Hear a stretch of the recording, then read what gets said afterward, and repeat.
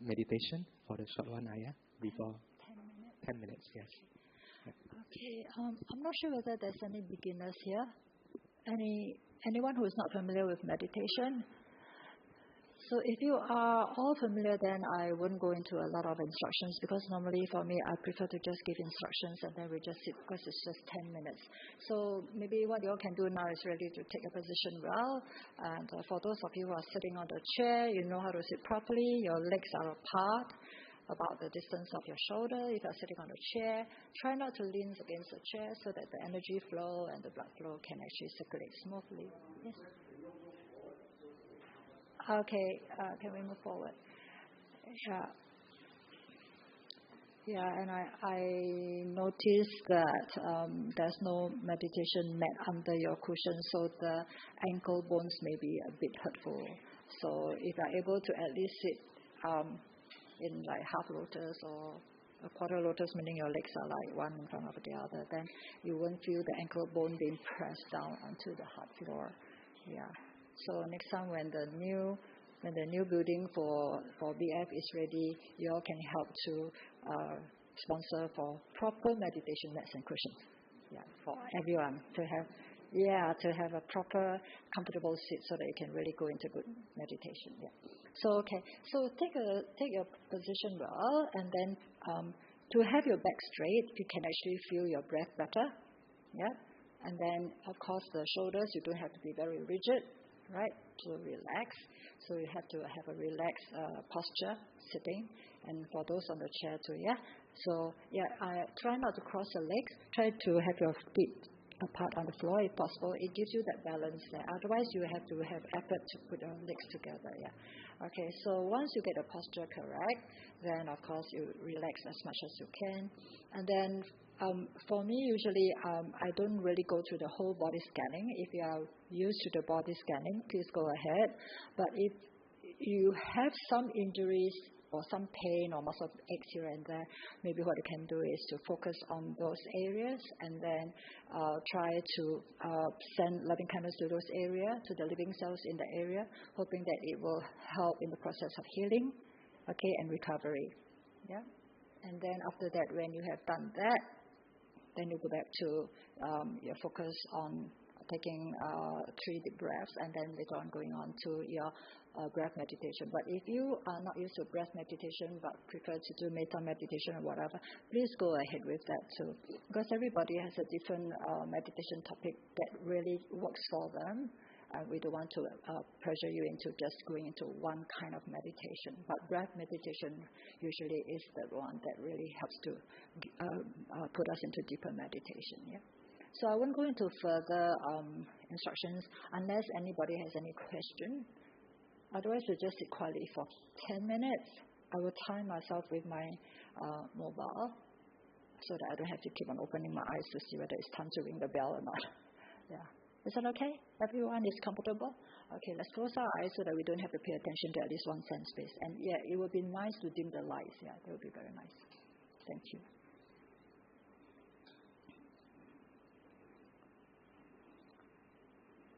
So it's 10:26. We'll go to 10:36.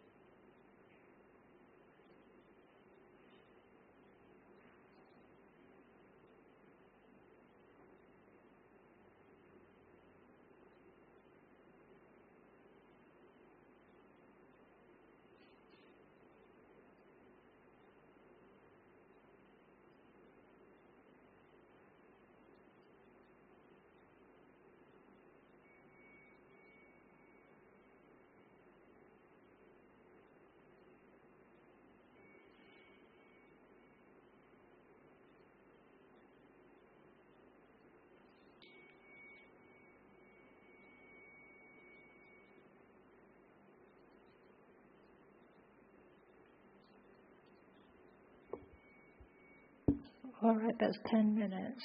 Yeah, please.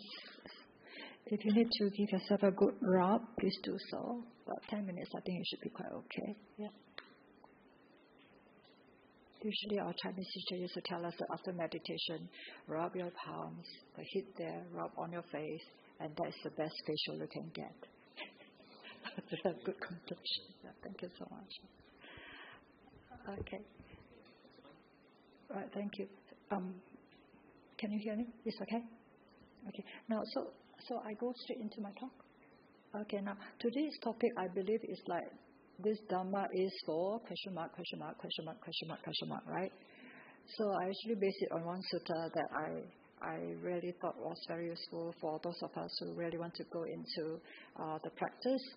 But after listening to this sutta, which is spoken by the Lord Buddha to Venerable Anuruddha, don't think that, well, I'm not qualified to actually go through this Dhamma, so I better just leave it alone. No. We have, after listening to the Dhamma and the qualities that one finds ourselves fit to be able to follow the Dhamma, we really find that we have to just fine-tune ourselves to be able to go into those qualities and then to go into the deep understanding of Dhamma, which will actually, according to what the Buddha has mentioned, if you have these 8 thoughts of a great person, then you can actually go into deep meditation, and everything that we do will lead us towards awakening. Okay, so as I say, I prefer always to give a talk based on a sutta so that you can have more confidence in it. And of course, for those of us who actually explain the sutta, it's up to a level of understanding of what the sutta is all about. You may be able to find a better understanding from a teacher who has a deeper understanding or a different understanding, but these are the understanding from those of us who have gone through it, and we thought that, well, this is actually what it means. And if you really want to know what the sutta number is, it is actually found in the Anguttara Nikaya number 8.30. It's quite a long sutta. It's Anguttara Nikaya 8.30, and if you go to Sutta Central, you can find a Chinese parallel there. Okay, so anything that has a Chinese parallel or some other parallels there, we feel that right, it is really spoken by the Buddha. But from what I've actually observed, I think the Chinese parallel is very short, whereas this one in Pali translated into English is quite long. So I won't touch on all the teachings that the Buddha has given in this sutta. I'll just pick on the most important points, and that is what the 8 thoughts of a great man is, and what exactly the Buddha meant by those, and how it's going to lead us into awakening. Okay, so as I say, it is actually addressed to Anuruddha. So we all know that Anuruddha is one of Lord Buddha's main disciples, right? So he is actually the person who is very well known for having divine eyes. Yeah, and he's also from the Sakyan clan. He's also a cousin of Lord Buddha, and he actually was ordained under Lord Buddha with Ananda and Prince Bhadia, Bagu, Kimbila, and Devadatta, of course, everybody knows that. So according to the records that we can refer to, it seems that this few of them actually ordained 2 years after Lord Buddha became enlightened. Yeah. So, and of course, Anuruddha is a person who is always well known for wanting to go into solitudes. Yeah. So that is exactly what Lord Buddha always encourages those of us who really are very serious in practicing the meditation or trying to investigate the Dhamma. We really have to go into solitude, and seclusion. The quietness of the mind can actually help us to really realize a lot of things. Yeah. So this is a short introduction to Anuruddha. So this sutta is actually addressed to Anuruddha. So I'll just read something from here first, and then later on, if I can elaborate, I'll elaborate. Okay. Yeah. So if you have any questions, maybe at the end of the explanation, the talk, then we can try to see whether there's time for Q&A or not. All right. So this one, on one occasion, the Blessed One was dwelling among the buggers in Samsara Rajira in the deer park at 𝑝𝑟𝑒𝑠𝑒𝑒𝑒𝑒𝑒𝑒𝑚 Grove. Now, on that occasion, the Venerable Anuruddha dwelt among the Chetis in the Eastern Bamboo Park, while the Venerable Anuruddha was alone in seclusion. A course of thoughts arose in his mind. So these are the thoughts that arose in Venerable Anuruddha's mind. even before Lord Buddha appeared before him. Okay, so actually what he actually thought of was 7 factors of a great person. Okay, this Dhamma, number 1, this Dhamma is for one with few desires, not for one with strong desires. I think you can understand that very easily. And number 2, this Dhamma is for one who is content, not for one who is discontent. The third one, this Dhamma is for one who resorts to solitude, not for one who delights in company. All these are very easily understood. Number 4, this Dhamma is for one who is energetic, not for one who is lazy. Right? Number 5, this Dhamma is for one with mindfulness established, not for one who is muddle-minded. Number 6, this Dhamma is for one who is concentrated, not for one who is unconcentrated. So, of course, Ajahn Brahm doesn't like to use the word concentrated. We prefer to use the word either focus or in stillness. Okay? So, your mind is not scattered and all that. And number 7, this Dhamma is for one who is wise and not for one who is unwise. So these are the 7 thoughts that arose in Anuruddha's mind when he was actually sitting in the bamboo park alone. Yeah. So when the Lord Buddha, who was at another place, knew about the thoughts that arose in Anuruddha's mind, he actually appeared before Venerable Anuruddha, of course, through such a power, right? Mind-made body. So the Lord Buddha immediately came to Venerable Anuruddha's presence and was telling, this was what he said to the Venerable Anuruddha, that, it is good that you actually reflected on all these 7 factors, but he was saying that you should also include another 1 factor, which you did not have in that kind of contemplation. So what was the last factor that Lord Buddha was recommending to him? That's the 8th factor, okay?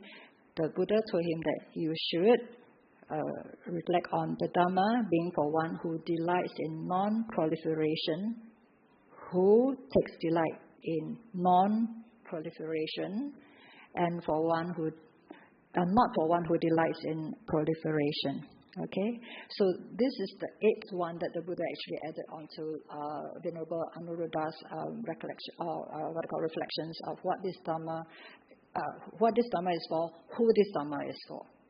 Okay, so when actually Lord Buddha further advised Venerable Anuruddha, he says that if you really reflect on all these 8 thoughts of a great person and gain at will without trouble or difficulty into 4 jhanas that constitute the higher mind and pleasant dwellings, you will have pleasant dwellings in this very life.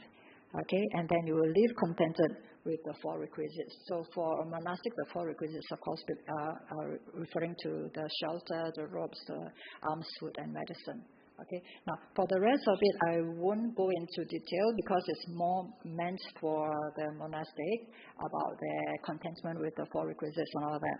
But what I would like to continue with is to elaborate on what the Buddha meant by these 8 points of a great person. Okay. So before he left Venerable Anuruddha, he was actually advising Venerable Anuruddha that you should spend the next rain's residence right here among the shelters in the Eastern Bamboo Park. And then, of course, Venerable Anuruddha, being a very obedient disciple, says, yes, Bhante. And that was exactly what he did. So with this kind of instructions to Venerable Anuruddha, the Buddha then returned to where he came from. So actually, he reappeared among the Bhagas at this deer park in the 𝐵𝒉𝒂𝒎𝒂 grove. So when he went back, he actually sat down on the seat prepared for him, and he addressed the bhikkhus there. He addressed the bhikkhus there. He says that, bhikkhus, I'll teach you the 8 thoughts of a great person. Listen and attend closely. I will speak. Yeah. So this one is actually a talk given by Buddha, not based on the question raised by the bhikkhus then, but I think the Buddha felt that it was very important for anyone, not only bhikkhus or bhikkhunis, but anyone who is very sincere in wanting to walk the path towards enlightenment, or what we call awakening, then we have to ensure that at least we have these 8 qualities. Okay, so now I will just go through the elaboration of the 8 qualities that the Lord Buddha has mentioned. Where's the first one? Okay, number 1. All right. This is how the Buddha explained. Number 1 is, when it is said that this Dhamma is for one with few desires, not for one with strong desires, with reference to what was this said. So here, the Buddha said, here a bhikkhu, when the Buddha mentions here a bhikkhu, it means every one of us, okay? Not just the bhikkhus, yeah. So here a bhikkhu is one with few desires and does not desire with this kind of thoughts. Let people know me to be one with few desires. When he is content, he does not desire. Let people know me to be one who is content. When he resorts to solitude, he does not desire. Let people know me to be one who resorts to solitude. When he is energetic, he does not desire. Let people know me to be energetic. When he is mindful, he does not desire. Let people know me to be mindful. And when he is concentrated, he does not desire. Let people know me to be concentrated. When he is wise, he does not desire. Let people know me to be wise. And when he delights in non-proliferation, he does not desire. Let people know me to be one who delights in non-proliferation.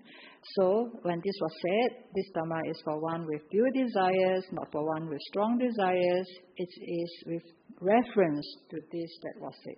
So, he actually summarizes the 8 factors at the first point, where he was mentioning that we should be humble. We should actually have a low profile when you're practicing. We shouldn't be so egoistic. We shouldn't be bragging about our attainments or our practice. Yeah.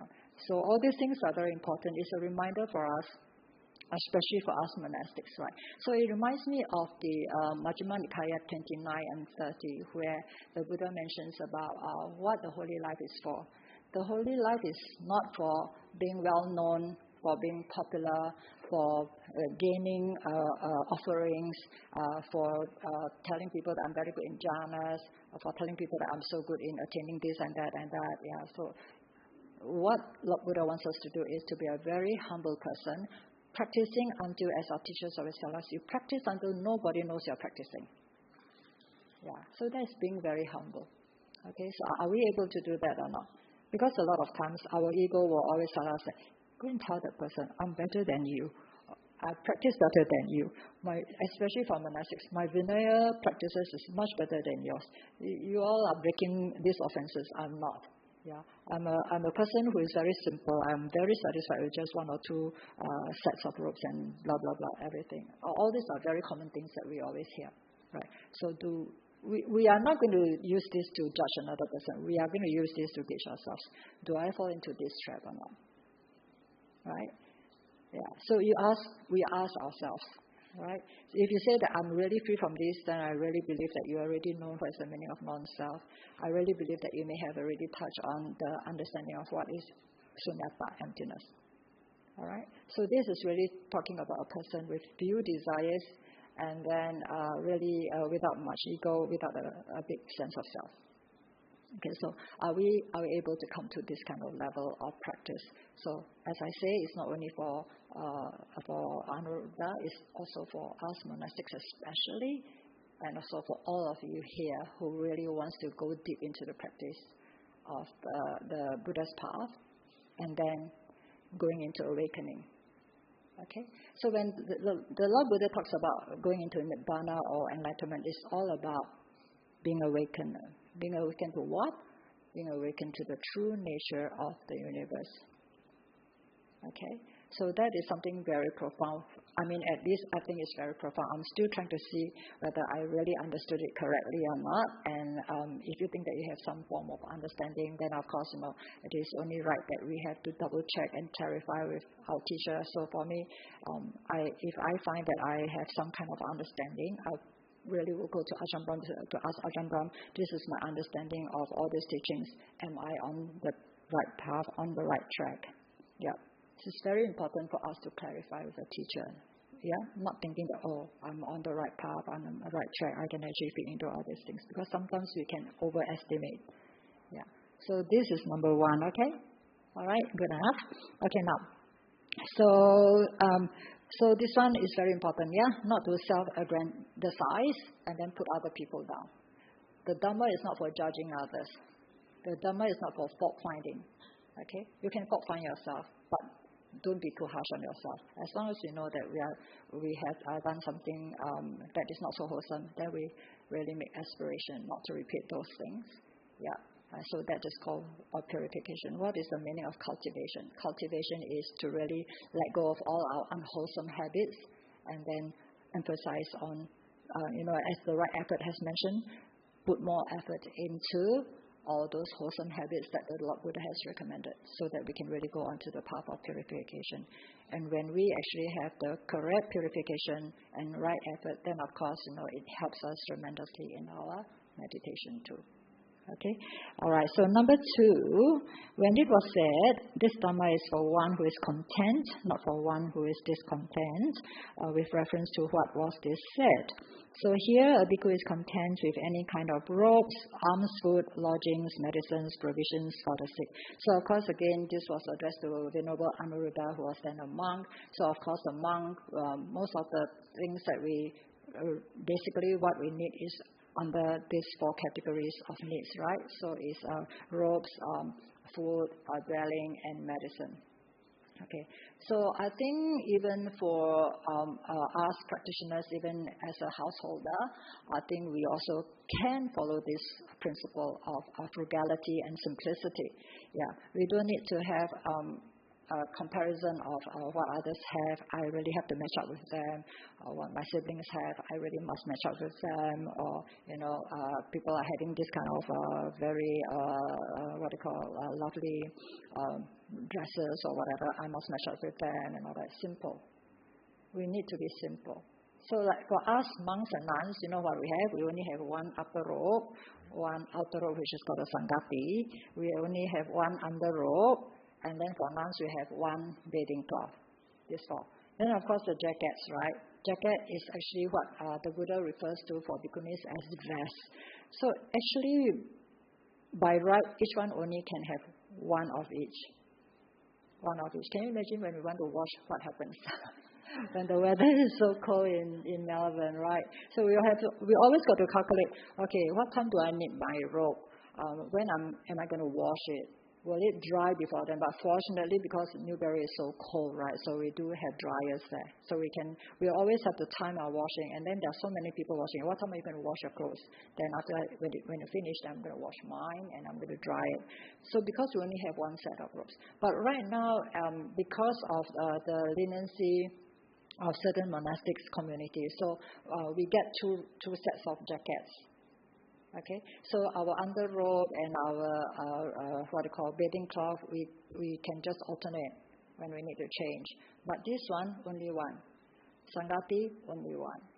Yeah. So this is how simple our life is, right? So for all of you, I don't know how you can do it. Maybe just a few sets of simple T-shirts and a few pairs of pants and all that. It's just that for those who want to train as bhikkhus or bhikkhunis, when they go to the training monasteries, we always encourage them, don't bring so many clothing because once you finish your Anagarika stage training, then you'll be in the brown robes. Then you have to live like us. And then for those of them who are going there, we'll just say, okay, you can bring maybe 2 or 3 sets because, when we work, we really do sweat. So, and then when we get dirty, we need to wash them. So as Anagarikas, we tell them, don't come with 2, 3 full bags of clothing or whatever. You try to start your training by being very frugal and simple. And then slowly you can get into the gist of the monastic training. Yeah. So this is actually something not only for monastics, for us as lay people too, to simplify our lifestyle, to be frugal. Yeah. So it's something for us to consider. Yeah, we don't have to be having many kind of purchases and all those things for our basic needs. Our basic needs is actually very, very little. Very little. Yeah? Okay, so that is number 2. Okay, so that is to be easily contented with what we have. Okay, now what is number 3? So number 3 is the Dhamma is for one who resorts to solitude, not for one who delights in company. With reference to what was just said. So here the Buddha says, a bhikkhu resorts to solitude and the bhikkhu, bhikkhunis, male, am I on the right page? Okay, so bhikkhus or bhikkhunis, male lay followers or female lay followers, kings, royal ministers, heads of other sectarians, practitioners, and disciples belonging to other sects approaching them, then they will have to maintain that mind that slants, that slopes, that inclines towards seclusion. So you see, like for us monastics, I think you all can know very easily. Just take Ajahn Brahm, for example, okay? Ajahn Brahm. Everybody wants to have time with Ajahn Brahm. Wherever he goes, I think the best time he says is like most of us monastics, the best time we have is when we're waiting in the airport lounge when nobody knows us, or when we're in an airplane where nobody knows us. But for dear Ajahn Brahm, so many people know him. So even if he's in the airplane, he has to make sure, he has to pray very hard that nobody knows why. Yeah. Otherwise people say, hey, Ajahn Brahm, you're Ajahn Brahm, oh wow! And then the conversation starts, yeah. So you see, for those of us who are in the monastic life, especially for us who are trying to fit into the forest monastic tradition, many of us actually have the tendency to be very quiet. Yeah. Yeah. That's why a lot of times when you ask, the monastics in the forest monastery to attend to a lot of activities or to give talks and all that, we are quite shy of doing all these things. We really are sometimes even to shy, not only shy, but to the level of being scared to be really seen in the public and all those things, doing all those things and all those things. And being alone in the forest, just in seclusion, really fits us fine, because most of us don't like to talk. Yeah, we are all forced to give Dhamma talk because there's not enough teachers around. But frankly speaking, I think there's really a lot of teachers around, especially nowadays when you have online, live streaming, everything. So many teachers in the three traditions. Correct. But of course, we really feel that to have a personal interaction, the energy is very different from what you see online. Although you can learn a lot online, but the personal touch there, the energy there, okay, like for all of you here, all of you are here with the same mind that you want to learn Dhamma. The energy there is really so conducive and you can feel it. So sometimes you walk into a place, you can just feel the energy of that place. Yeah, and you feel very comfortable when the energy is very positive there. Yeah, okay. So for this point, the Buddha is emphasizing that we will always delight in being in seclusion. Okay, so this is the reason why in the forest monastery we always try to ensure that our monastics are given a very balanced lifestyle. So in the morning we will do work, we can do administration or even do cleaning or whatever is necessary, whatever we can do that doesn't break the Vinaya rules. We'll try to do them in the morning. And then after lunch, right, those of us who need to give a Dhamma talk or to be there for the laity, for Q&A and all that, we will do our duty then. And once it's closing time, like for Newbury, we always say that we're open from 10 to 1, but it doesn't mean that 1 o'clock we're going to chase everybody out, because there are some people who may have some difficulty in life and needs a direction from the monastics. So we probably will just give our time to them and hopefully are able to help them. And once they leave, then it's our own personal time. Yeah, so that is a time when we really want to ensure that we are really going through investigation of the Dhamma, which is really important for anyone who is really keen to be enlightened, and also to ensure that we can really keep quiet also, because as Ajahn Brahm say, you have to learn how to keep quiet. You have to learn how to be still. Because most of the time our minds are so restless, our minds are acting all the time.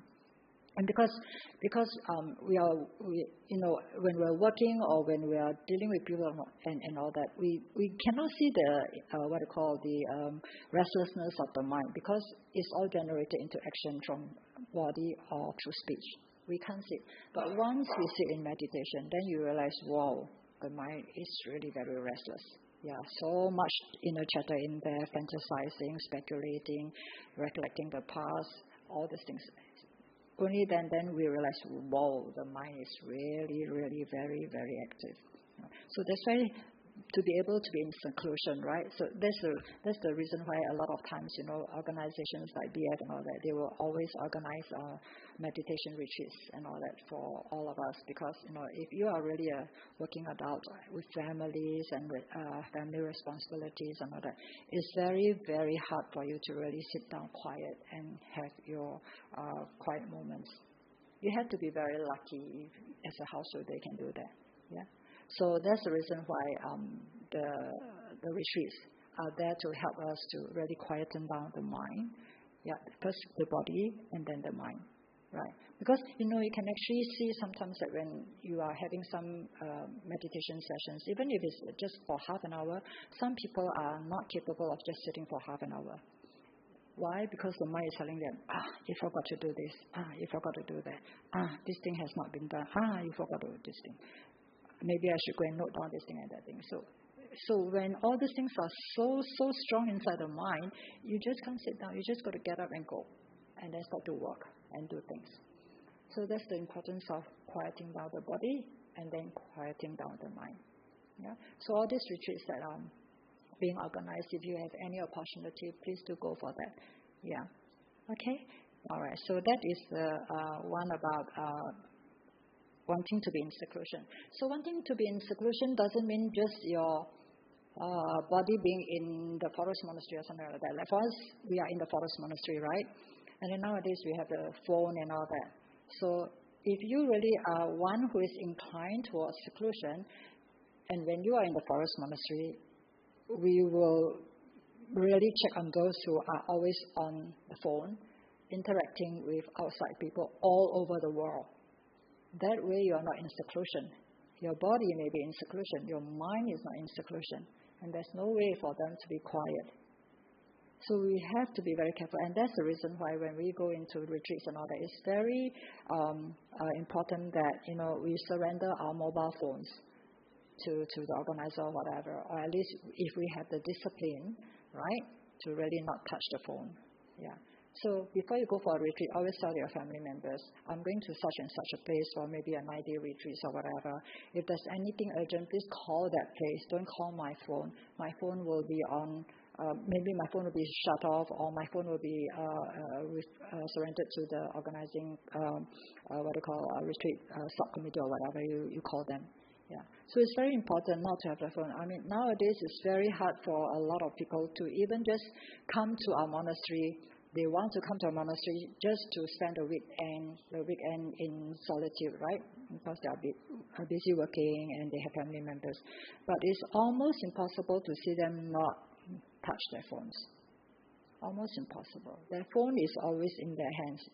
Yeah. Before you see them, you already see their phone. It's part of their body now. Yeah. Yeah, it's really part of the body now. And of course, this time when I came back, I was told that you can leave your home without money, but you cannot leave your home without a phone. And I didn't understand that until I realized that, whoa, even when you want to pay for parking, you need your phone. Yeah? So see, the phone is now part of our lifestyle. If we do not know how to detach from being enslaved to the phone, there's no way we're going to be very quiet. Because there's so much information out there. It's so easy to be addicted to what is available on the Google and all those things, whatever you call them. I'm not very good with all these technical terms and all that.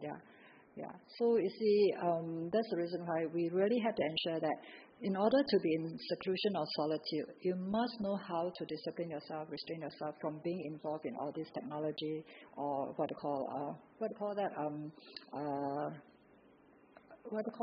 can't remember the word, where you have the interaction with one another. Cyber communication. Yeah. So you have to be able to restrain and discipline yourself to do that. Otherwise, you just sit for 5 minutes, you are on the phone for maybe 2 hours. Yeah. So all these things are really discipline and restraint. So remember, even going for a forest or going for a seclusion, your mind must also be secluded. Otherwise, it defeats the purpose. Yeah. Very important. So that's where our discipline has to come in. Okay? Our discipline has to come in. Okay. All right. So for number 4, I think this is very easy. When it is said that the Dhamma is for one who is energetic, not for one who is lazy. Right here, the Buddha says the bhikkhu has aroused energy for abandoning unwholesome qualities and acquiring wholesome qualities. He is strong, he is firm in exertion, not casting off the duty of cultivating wholesome qualities. Okay, so this is similar to the 4 right efforts from the Noble Eightfold Path. The 4 right efforts, right? So the energy of nibbing the unwholesome things, the thoughts that arise in the bud, not allowing them to develop, but those that is wholesome, you really try to develop them, and then also allowing your mind to develop something that is wholesome. This is very similar to the 4 right efforts. Okay. Now number 5 is the Dhamma is for one with mindfulness established, not for one who is muddle-headed. So what does it mean? Here the bhikkhu is mindful, possessing supreme mindfulness and alertness, one who remembers and recollects what was done and said long ago. And this again, the Buddha mentioned this Dhamma is for one who is mindful. Mindfulness is established, not for one who is muddle-headed. And of course, this one is something that all of us monastics are also trying to cultivate. To be really mindful with clear awareness, right? So samasati has to come with sampajana, always must be together. Mindfulness must always come with a clear awareness. Okay, so this one, the Buddha has mentioned that it has to be supreme mindfulness. That means you have to be mindful throughout your waking moments. Yeah, and I know that even as a nun of so many years, I'm still trying to ensure that I'm trying to be as mindful as I can in the everyday activities, especially when we're very busy with a lot of activities or with a lot of people. Well, are we able to uphold this mindfulness or not? Sometimes, you can become unmindful and then certain things go wrong. Sometimes because of the busyness, we may speak something that is not very, very wholesome. Yeah. So all these things, we really have to try to be. All right? So the mindfulness with clear awareness. That's why it's always good to really just hesitate a moment, especially when we are emotionally not stable or when something triggers some unwholesome kind of emotions in us, all those things. So it's very, very important that we just hold on a moment before we respond. Yeah. So interacting with people with mindfulness is very important. I mean, sometimes if you're alone, if you are unmindful, fine, you won't hurt anybody, you won't hurt anyone. Maybe you will just tell yourself, oops, I have been very unmindful. Yeah. But when we are dealing with other people, when we are dealing with a lot of duties, and especially for those who are in the caregiving and the medical field and all that, it's not possible to be unmindful, especially when you are doing surgery and all that. Yeah, because I have heard of medical doctors who actually, while I do not know whether it happens in Singapore or not, but it happens somewhere, I won't name the country, where doctors actually were trying to remove a bad kidney from a patient, but eventually they really removed the good one, and the patient died.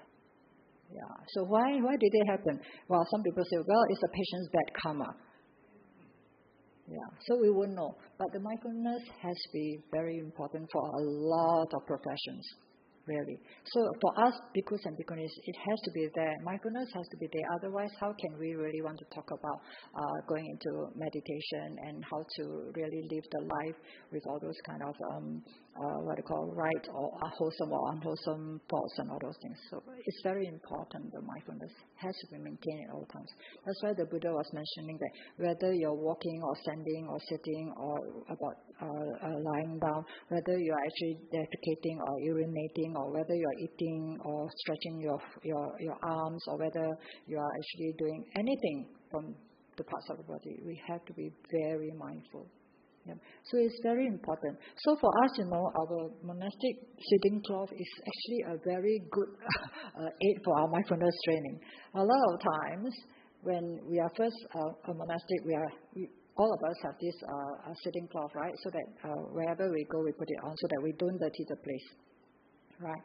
So, of course, not that we are going to dirty the place. In the Buddha's time, it was all in the forest and all that, but nowadays we're always indoors. But then it's really a very good mindfulness aid because, if we remember to put it on the seat, will we remember to take it out, fold it up, and bring it back with us? Many times we find that we forget to bring it back with us. We just say, okay, bye-bye, that's the end of our talk. I'm going back now, yay! And then the sitting cloth is there, left behind. So there goes our mindfulness, yeah? So not very nice, but we try to console ourselves. Okay, I failed this time, I'll try to remember another time, yeah. But it's really very embarrassing when especially you're talking about, okay, you've got to be mindful, and then after that you just leave your sitting cloth behind. I don't know whether I'm going to do it later on today or not. Yeah. Yeah. But I'm going to leave it here for the afternoon session. So it's not because I'm mindful, okay? I'm going to leave it here for the afternoon session. Yeah. Okay? All right. So when I go back and you all find that, Ayya Upekkha forgot her sitting cup. Where has her mindfulness gone to? Then in the car I will be thinking, whoops, I forgot my sitting cup. Somebody, can you please make sure it comes back to me because I have to bring it back to Newbury when I'm flying off. Yeah. So all these things are there, yeah. But don't be too harsh on yourself, okay? Because nowadays it's really not easy. We are not like the Buddha's time where we have few duties. We are not like the Buddha's time where everything is like very simple. Our life is so complicated nowadays, especially with modern technology. Yeah, it's so fast-paced. There are so many things for us to learn, especially elders like us. My goodness, it's just like, dukkha. Yeah. Technology to us is really dukkha. Yeah. But you cannot live without it. You just got to flow with conditions. Yeah. So very important for that. Okay, mindfulness. Okay. So with mindfulness, then you can be very alert. You see, sometimes with mindfulness, when somebody actually walks into our monastery or walks into our office, just by looking at the person, you can really sense that something is not quite right. I think this person has something troubling them and all that. It's not because you have psychic power or anything. It's because when you're mindful, you're very observant. That's why meditation is so important. Whether you go into jhanas or not, right? Mindfulness in the meditation helps us to do what? First, it slows down, right? Slow our thinking down. When our mind is peaceful and quiet, you can really observe better. When your mind is quiet. You see, like the philosophers of the past, like the Lao Tzu and Confucius and Lord Buddha and the Arhats and all those things. How do they know about the universe? How do they know about the nature? How do they know about anything without all these scientific gadgets? How? It's through the silent mind. That's why the emphasis is always the silent mind. Go back to nature. Have the silent mind. Then you can really be aware and be alert to lots of things through observation. Yeah. So when we are able to observe a thing well, right, we can analyze things better, right, and then we can respond better also. That's the beauty of practicing meditation. Even if you don't get into jhanas, you still have all these qualities, all these kind of benefits. Yeah.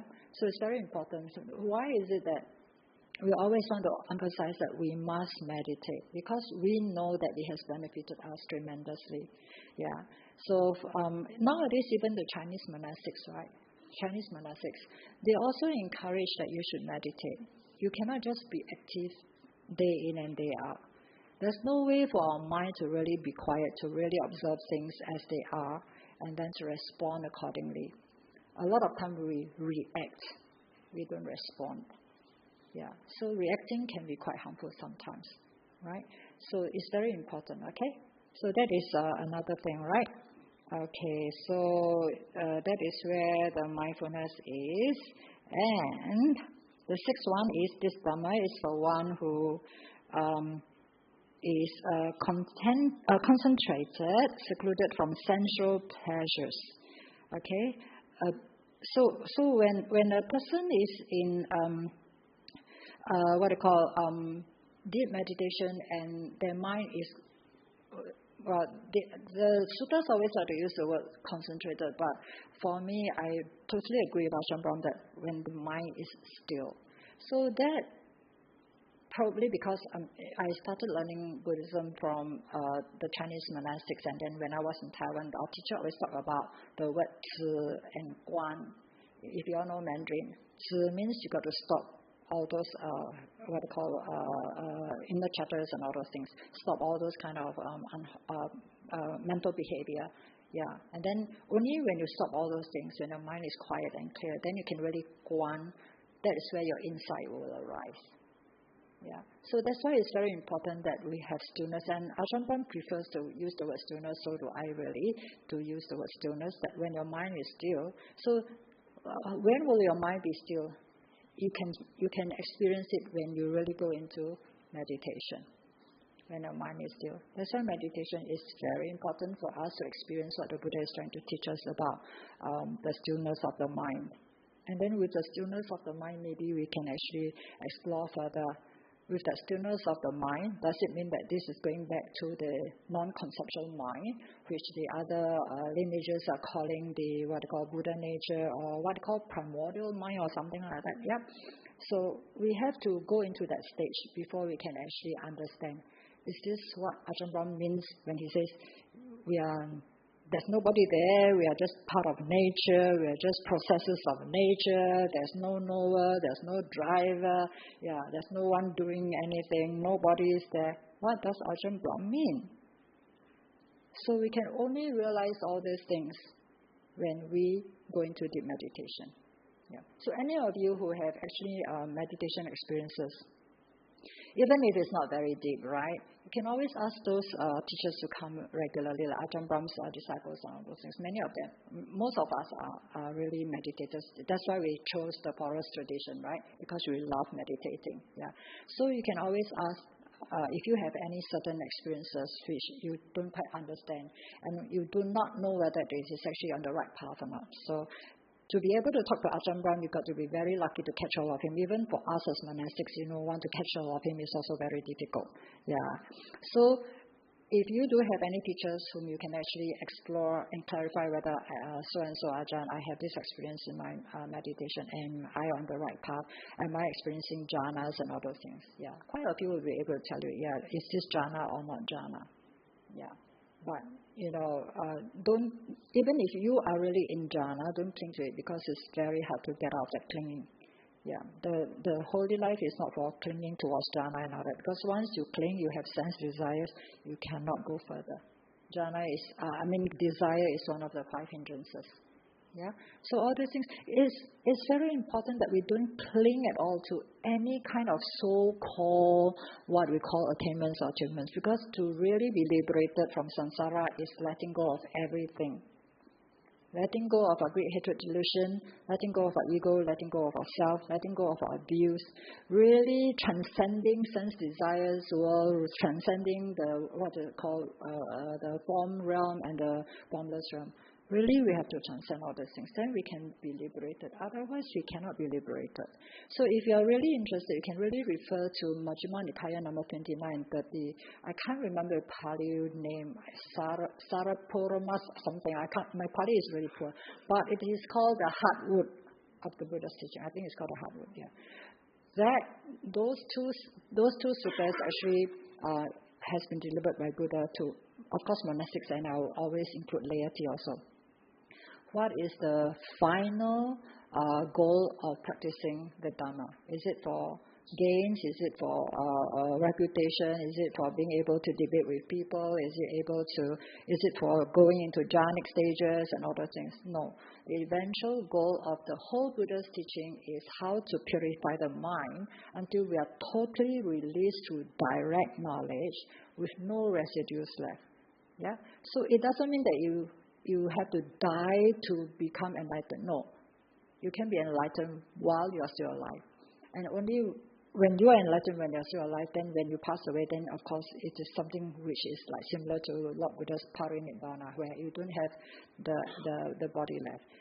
But any one of us can go into the holy stream, similar with lay people. Yeah. Never look down on yourself. Always have the confidence that I am able to meditate to the state where I can go into deep jhanas, even as a lay person. But the conditions has to be right. And you have to have the confidence there that you can do it. Yeah. So we are all very blessed. We have a teacher in the form of Ajahn Brahm. I always remind my Sangha members in Newbury, as well as those of you who come to talk to me. I have been a nun for 20 years. Okay, I've learned from Chinese teachers and other teachers. So I do have my Chinese teachers who actually give very enlightening talks and teachings. And I have a live role model to follow, and that's Ajahn Brahm. Yeah. So we are all so fortunate. We still have a good teacher to follow. Not many people have a good teacher to follow. So please treasure our blessings. Okay? All right. So if you have any opportunity to either talk to Ajahn Brahm, Ajahn Brahmali, Ajahn Sujato, whoever comes your way from Ajahn Brahm's camp, please, by all means, please talk to them about your experiences if you have any. But if you don't have any experiences which you think is really on the wholesome path, don't bash yourself and be so harsh on yourself. Yeah, just try to practice without expectation. Now, the reason why we can't get into deep meditation is because we always want something to happen. Yeah. So, during our Vasa period for us in the monastery, right, all monastics will have to observe the 3 months of Vasa period. And each and every one of us will be given like 2 weeks to do our personal retreat. Now, the first thing that I remind myself and my nuns especially, to say that these 2 weeks of retreat, don't expect to be enlightened. If you think that, these 2 weeks of retreat, everyone is taking care of me, I better be enlightened. Otherwise, I'm not worthy of support. It's impossible for you even to have a good meditation because you're hoping for something to happen. It won't happen. Yeah, it's only by letting go, then it will happen. Yeah, and it's not easy to let go. I've been talking to lots of people, family members who come to see me and devotees and all that. There's so much clinging to the past, so much fear into the future. Unless we're able to let go of all this, otherwise it's very hard to go into a deep meditation. But sometimes it can happen. You can just sit there, not expecting anything to happen. Just say, okay, I'm just going to sit. Not expecting anything to happen. A lot of times when you don't expect anything to happen, some nice things will happen. Yeah. So remember, don't desire for a jhana to happen. Don't desire to see a nimitta or anything. Don't desire for anything to happen. Just sit and be with the breath if you are doing breath meditation. And if you have a correct technique, okay? Actually, the technique is very simple. It's just that we can't let go, that's all. Yeah, or sometimes you can be just regulating your breath until you get so congested in the chest area, and then you get so painful and so tired, breathless. It's because we are applying the wrong technique into our meditation. So the right technique has to be there. Okay? All right. So that is number 6. So number 7, the Dhamma is for one who is wise. Okay? Then what does it mean? The Buddha says that this person who is wise possesses the wisdom that discerns, you can see for yourself, right? Arising and passing away, which is noble and penetrative and leads to the complete destruction of suffering. Okay, now the arising and passing away, of course this is another thing that is very important for us to really understand and apply into our daily life, right? See, when we have birthday, we get very happy, we get excited. Somebody's being born, we are celebrating birthdays and all those things. And then when there's passing away of somebody, we feel so sad and all those things. That is what we call a mundane attitude towards the arising and passing away of phenomena. Okay? The Buddha's teaching is anything that arises based on conditions, when conditions actually falls apart, then another form will take place. So birth and death, they are just a process of nature. So for those who actually can't let go of grieving for their loved ones, right? A lot of times I will use this to try to help them because if they are Buddhists, they believe in rebirth, right? I'm quite sure all of you here do believe in rebirth. as taught by the Buddha. The Buddha has seen it during his night of enlightenment about the birth of himself, the rebirth of other beings too. Now, when a person finds it very difficult to let go of the person who passed away and who meant so much to this person, usually we'll try to remind them this, that the Buddha's teaching is not about birth and death. It's just something very conventional for our worldly references. The Buddha teaching is always based on when this arises, that will take form, right? When that ceases, that would also cease, but it will take another form. That's why when you read about Venerable Thich Nhat Hanh, I always remember he always said that a cloud never dies. Have you all read that? Right? A cloud never dies. Well, what does it mean? A cloud is something that is external. A cloud is something external. Okay? A cloud will become water, turn into rain, go down here, evaporated, go back again. Does it die? It doesn't die. It just takes different forms. Likewise with my body. If I pass away, is there nothing left? No. When you cremate me, there's still ashes. Correct? So it doesn't really disappear. So that is the arising and passing, arising and passing, arising and passing. It is a process, arising and passing. All right? So what we call birth and what we call death. So we have to remind the person who is grieving, look, you have to understand, because you are Buddhist, that's why because they are Buddhist, that's why you can use this principle. When your loved one has been born, it means that some other families has lost this person. What they call the death of somebody from another family, right? Yeah, they come from somewhere, or they may have come from the heavenly realm or beta realm or wherever. They have come from another source. So, of course, when they come from that source will say that, oh, this so-and-so has passed away. And then they come to our family, we say, so-and-so has been born, right? And then when this person has been with us for some years, or sometimes maybe just a short period of years or whatever, they pass away, then we feel so sad. Oh, so-and-so has passed away. But we forget to know that this person who passed away will be going to another form, to take another form. Right? That's why there's no passing away. There's no birth. It's a natural process. This is how we understand the Buddha's teaching by, we are all part of nature. It's just processes of nature happening according to conditions. Yeah, I'm not sure whether you all agree with that or not, right? But this is how we take it. That's why, sometimes for us monastics, people will be crying their eyes out, and we can be appearing to be so hard-hearted, not even touched by people's tears and all that. We can appear to be so hard-hearted. But because we more or less understand that, this is a process that all of us have to go through.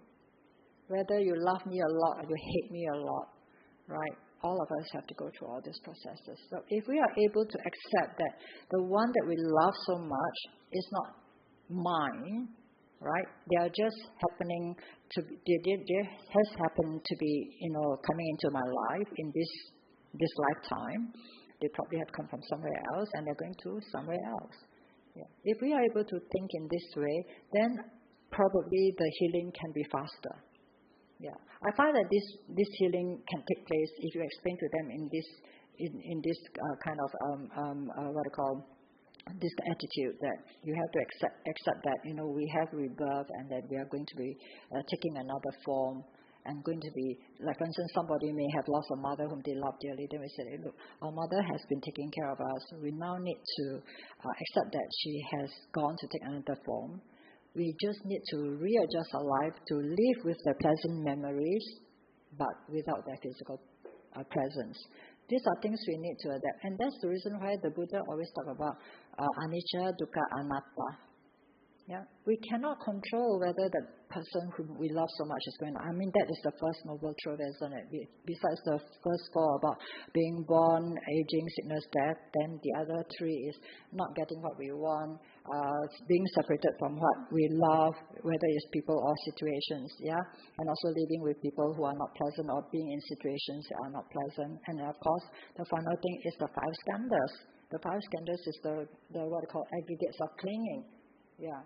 So originally, when I was first starting in learning Buddhism, I couldn't understand the meaning of the skandhas of clinging.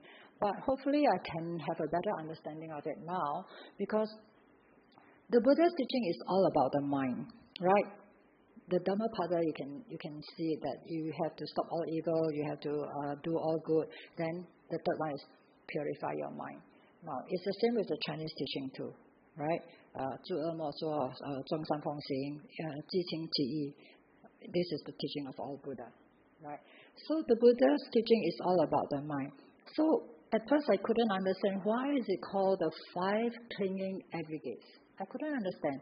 It was only through repeated listening of explanation from Ajahn Brahm that there's nothing there. You have to understand that 5 skandhas is just body and mind. Body is made up of 4 elements. The mind is made up of the 4 factors and all that. There's really nothing there to say it is ours, right? So then I asked myself, then what is being clung to? Why is it called the aggregates of clinging, right? So when we actually were reminded that, hey, remember, the Buddha's teaching is all about the mind, right? The Buddha didn't say that you can just abandon the external. The external will always be there. So when they give examples like, okay, for instance, like for Annie here, okay, I may be very close to Annie, all right? But sometimes, the attachment is so close, then we find that, it is getting too close. I have to do something about it. So I try to maybe apply the principle of detachment, okay? Not to cling, right? Because we know that if you cling, if the person is not there, you will suffer. That's why we grieve when we lose someone we love, right? So how do I detach from being too close with Annie? So it is the mind. Annie will always be there, but in my mind, because, the impression of Annie is in my consciousness. So that is the mind, right? So if in my mind, I will tell myself, look, Annie is always there. I know I'm getting too close to her. It's not going to be very healthy. I need to really let go of her so that she's not attached to me. Neither do I get myself attached to her. So in my mind, what can I do? Inside the mind which is like a mirror, with Annie's image in my mind, I'll just have to tell myself, let go of the image. It's not possible to let go of Annie because she will always be there. Even if I'm not too close to her, she's there. She will always be there, right?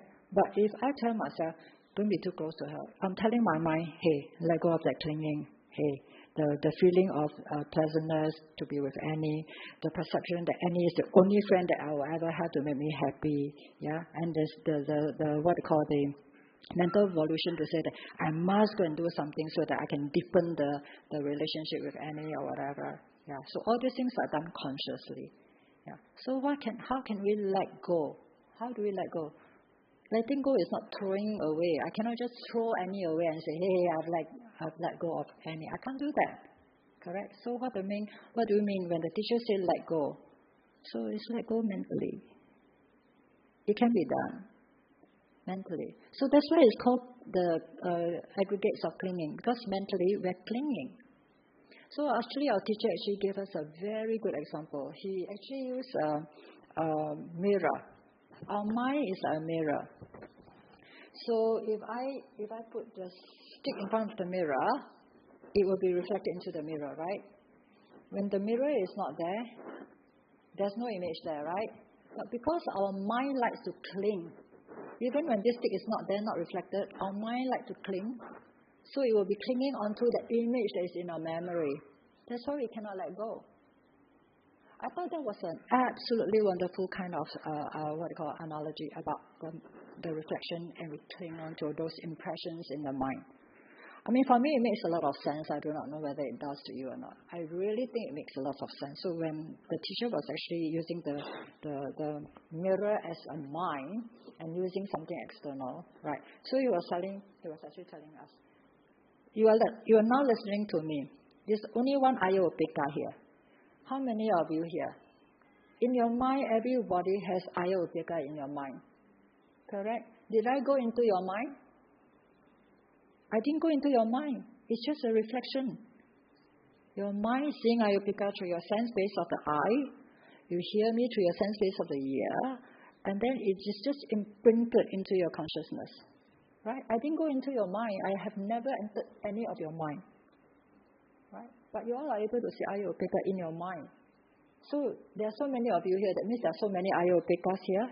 No, it's all mind-made. It's all mind-made. That's why just after this, there's a part which really relates to this, and I thought, wow, maybe this is the explanation, okay? So after we come to that part where Anuruddha was actually reflecting on what happened. Okay, so I'll go ahead. This is 11:30, I think so. Okay, so this is the one reference to how to be wise. Okay, how to be wise and not clinging. Okay, now the number 8 one is what the Buddha actually wanted Venerable Anuruddha to really reflect on also. We have to be one who does not delight in proliferation. Again, all these things are mind-made. Again, proliferations are all mind-made. Okay, so actually, I really did go and check up on the meaning of what is proliferation. Does it mean papancha in Pali?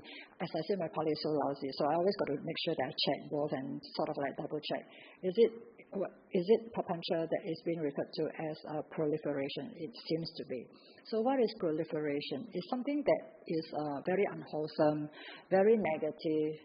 When we are having thoughts of proliferation, we probably are very fault-finding. We probably are very discriminative. Yeah, all the negative emotions will arise if we start to dwell onto proliferations. Okay, so all this thinking with all these false views arising and all this, what they call fault-finding mind and all those things. What does that lead to? It leads to quarrels. It leads to conflicts. Yeah, and it leads to wars. Just a person's mind, one person's view, right? That's the reason why you see that energy of the mind is so strong. If you are in the leading role of a country or just an organization, just one wrong view, one wrong thought can create wars to have so many people suffering. It's so scary what our mind can do, right? So that's why the proliferation mind is not going to be able to lead us towards enlightenment. It is so negative, it's so harmful. And this is the reason why many of us who are learning Buddhism and other things, sometimes we think that we're very good. That's why I always tell those people who come to us to say that, hey, it's good, Ayya, you have a little kuti to stay by yourself. It's okay, good. I say, no, it's not good. Because I'm not tested.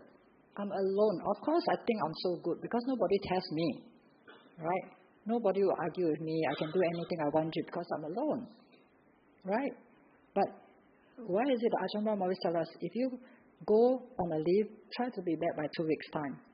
Because he doesn't want us to be drawn into the lay life again. If we leave our monastery community for too long, and then we stay by ourselves, if we are not very strong in our Vinaya practice or meditation practice, we go back to our family members. All this, what is it called, allurements, where you really get into the sense, desires of what our families are enjoying, and then you really start to like those things again, then you slowly will forget your practice as a monastic. And once you are trapped into those sense desires, it's very hard to get out of it. It's very hard to get out of it. And this is the reason why, Ajahn Brahm always emphasized that, we have to really focus on practicing our Vinaya rules as best as possible so that it helps us to be on the monastic path, and then with all this morality being practiced and all those things, the Vinaya rules and all that, it can help us to go into a better meditation and hopefully also to have more insights. Yeah. So these are the 8 factors that the Buddha was actually telling Anuruddha. So of course, Anuruddha did listen to Lord Buddha. He actually spent his rains residence, and Lord Buddha said, you really have to contemplate and reflect on these 8 factors of a great person.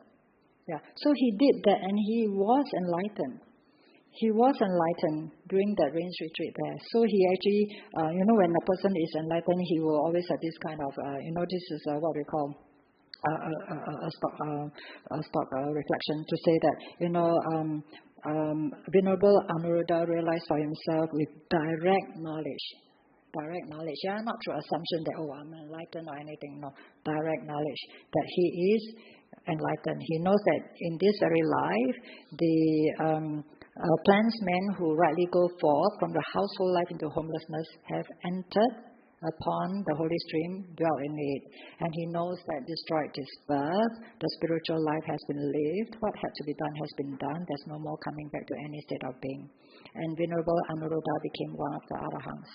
Okay, so the Venerable Anuruddha actually summarizes these instructions, even when he attained Arhantahood. So the first part here actually was something that impresses me a lot. He said that, having understood my thoughts, the unsurpassed teacher, meaning the Buddha in the world, came to me by psychic potency in a mind-made body. Mind-made body. Right? This is his first summary. Right? So I was thinking, wow, this is exactly what the Buddha is trying to tell us. Everything is based on mind. His teaching is all based on the purification of the mind. And when the mind is pure, then our speech and bodily behavior will be pure. So it's all about the mind. Okay? So he mentioned that the Buddha taught me more than my thoughts contained. So of course he was actually only having 7 thoughts. But he says that the Buddha delighting in non-proliferation. The Buddha saw that non-proliferation is so important. So he instructed me in this non-proliferation. That's the Venerable Anuruddha's reflection. So, having learned his Dhamma, I delighted in his teaching. I have gained the 3 true knowledges the Buddha's teaching has been done. I hope all of us can do that too, in this very lifetime. And Ajahn Brahm's encouragement to all of us, whether we are lay or whether we are monastics, try our very best to at least enter into the holy stream. That way we know that we will definitely become enlightened, and that way we know we'll never fall into the lower realms. It's very important. Yeah? So this is the guideline, right? What is the Dhamma for? Who is the Dhamma for? Question mark, question mark, question mark. Although we may not be able to have all these qualities, we can incline towards it, bend towards it. Okay? And to be able to practice it.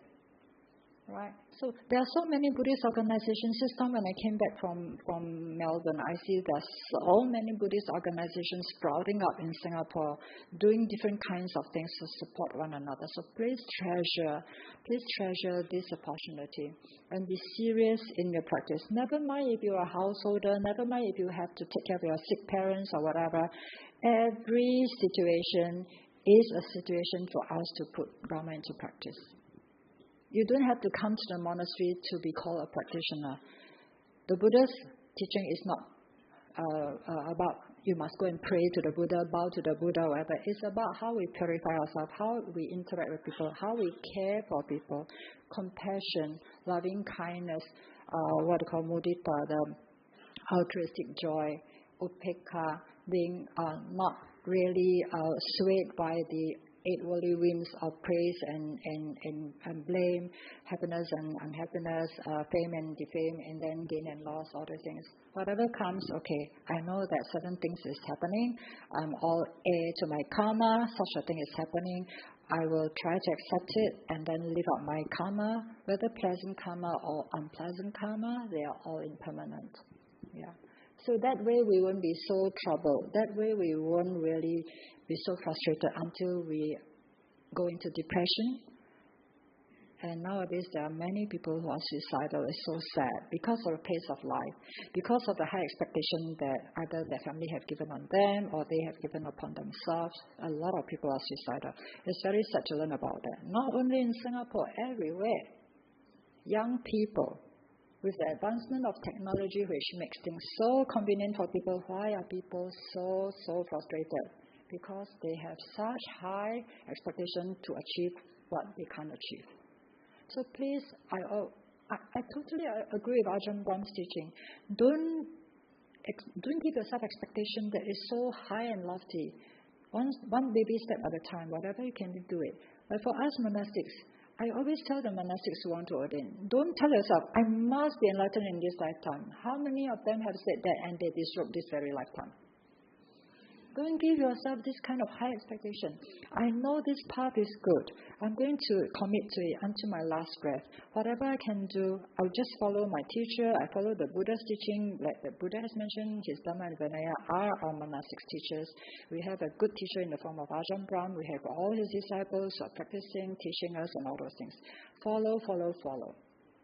Yeah, don't expect anything. Slowly things will just open up. Doors will open up for us. Yeah, don't have expectation and never think inside a box. You see, a lot of times they say that, this thing can never happen. You know, when we first wanted to start Newbury Buddhist Monastery, how many people say it will never happen because we tried so many times, it never happened. It happened. You just got to wait for the right conditions to come together. Yeah, right?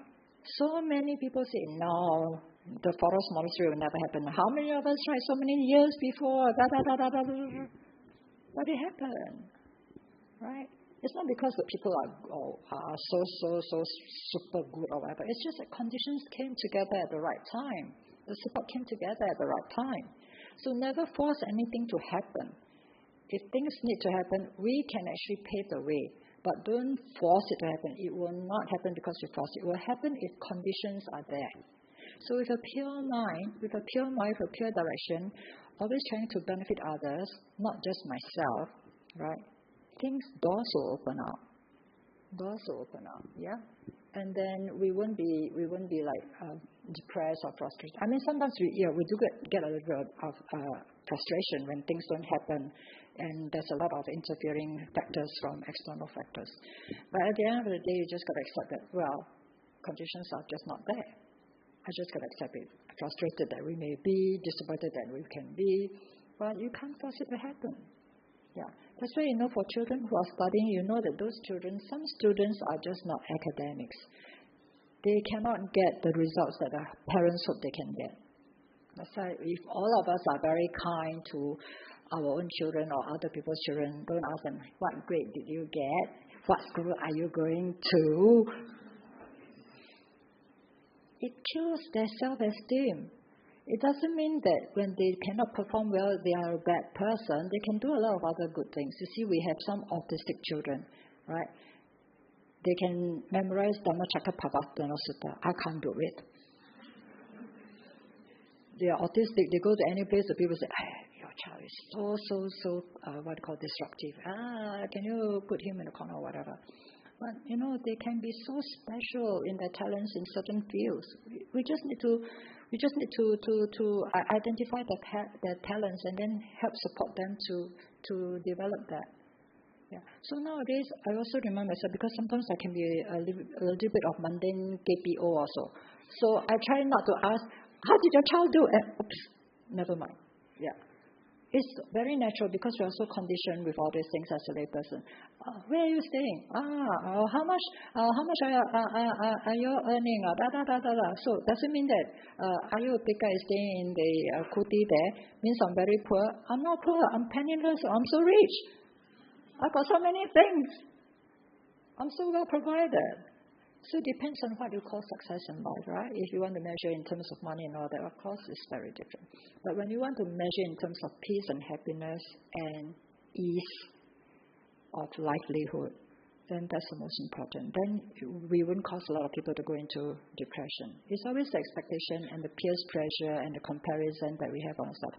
So I hope that all of us Buddhists can learn to be very thick-skinned and bo-tap. Only those that we can really help. But if people want to compare us, never mind both up.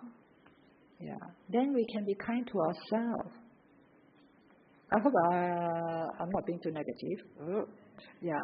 But I really think that we should be an island upon ourselves and not to be compared by others. Yeah. We have our own lifestyle. We have our own standard. Yeah. So very important, yeah? Okay. But always remember, have that compassion with wisdom. Don't just be compassionate without wisdom. Then you will get scammed, you get tricked, you will get betrayed and all those things. But even then, if you are very careful, all those things can still happen to us, including us monastics. Okay? So yes, so live and let live, then learn to be forgiving. and follow these teachings. Okay, any questions? What's the time? Oh my goodness. Any questions?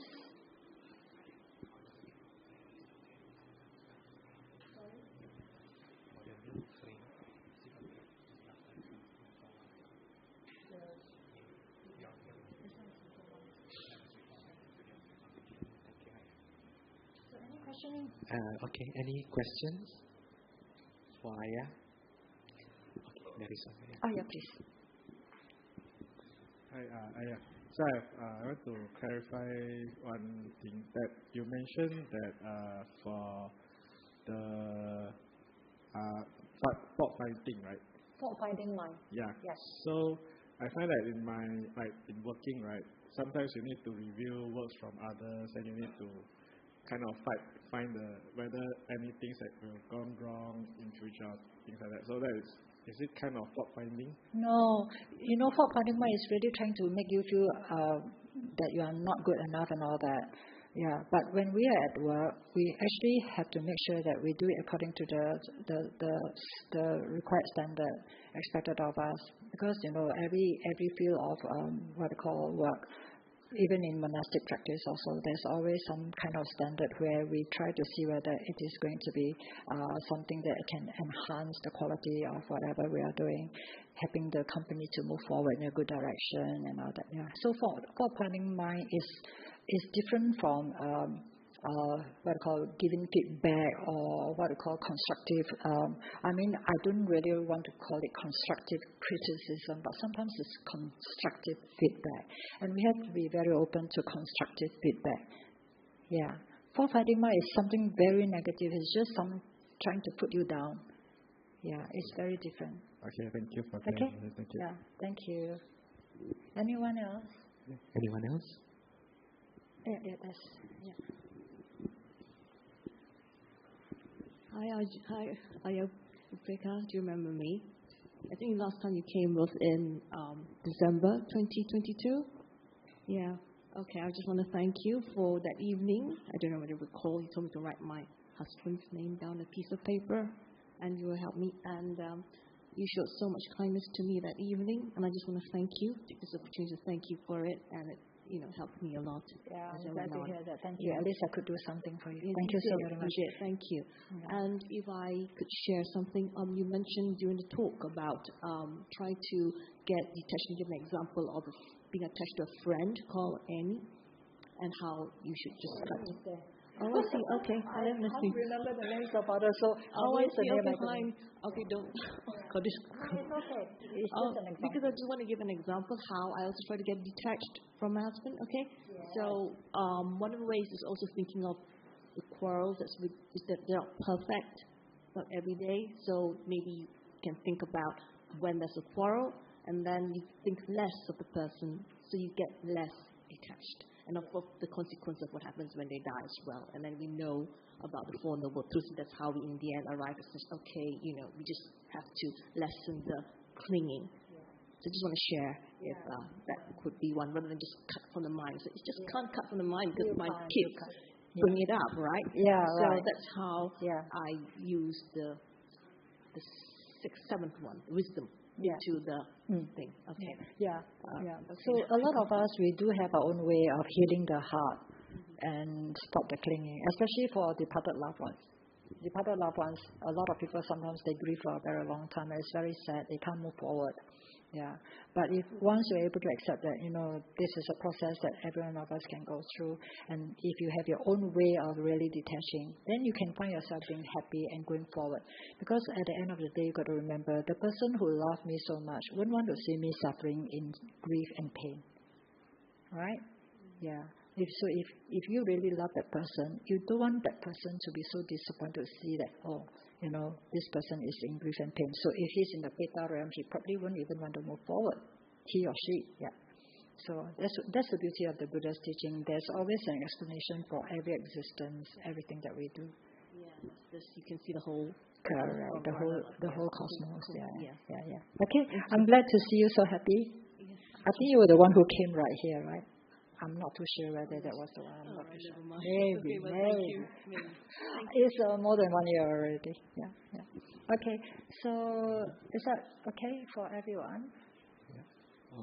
If there's no more question, okay? No more question? Okay. So then we do the dedication of merit. Okay, the Akasata and the Ettavata, is it? Yeah, the Ettavata.